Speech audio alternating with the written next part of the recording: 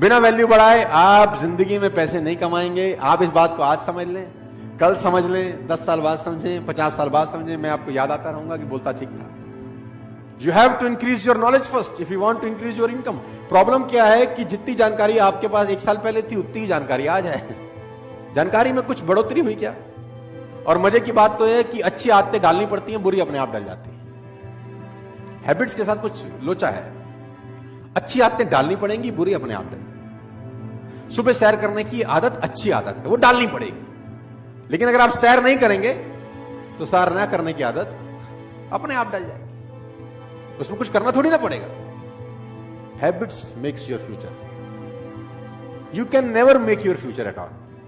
उसने कहा आप अपना भविष्य बना ही नहीं सकते। उसने कहा आप आदतें बना सकते हो, और आदतें भविष्य बना सकते हो। Rich habits will lead you a rich life, poor habits will lead you a poor life.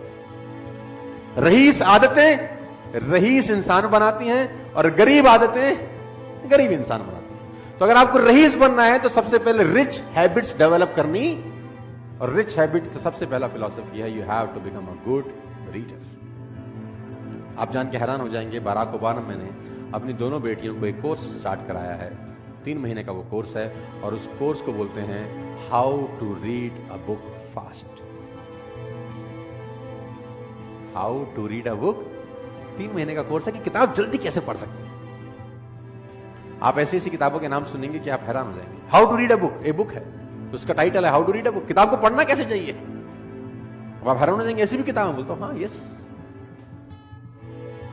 और लोग पढ़ते हैं। मैंने पढ़ा है how to read a book. साला 100 पन्ने की किताब है, उसमें हमारे मतलब का कैसा है वो कैसे निकालेंगे। सब कुछ तो मेरे आपके मतलब का नहीं हो सकता ना। आपके मेरे मतलब का कैसे, वो ढूंढें कैसे। फालतू में 8 घंटा क्यों लगाएं। किताब है how to read a book. तो मैं आपको बताना चाहता हूं दोस्त, जितने भी आप सब लोग बैठे हैं, सब छोटी उम्र के लोग हैं, 20, 23, 24, 25 साल के हैं दोस्त। अगर आप वाकई में जिंदगी में कुछ बढ़ना चाहते हैं तो ये हैबिट आज आप गांठ मारते रहना। You have to become a good. कोशिश करो 15 मिनट, 20 मिनट, आधा घंटा पढ़ने की। मैं नहीं कह रहा कि बॉर स्टॉल वाली किताब खरीदो। You can by any of the book. Google पे जाओ, अमेजॉन पे जाओ, बाय अ बुक, रीड। और मैं जानता हूं आप नहीं पढ़ते। अब आप बोलोगे आपको कैसे पता? क्योंकि इस पूरी दुनिया का एक ही डेटा है, 90%, 10%। 90% लोग किताब नहीं पढ़ेंगे, 10% पढ़ेंगे। 50 साल पहले भी डेटा यही था, 20 साल पहले भी ये था, 50 साल बाद भी यही रहेगा, 100 साल के बाद भी यही रहेगा।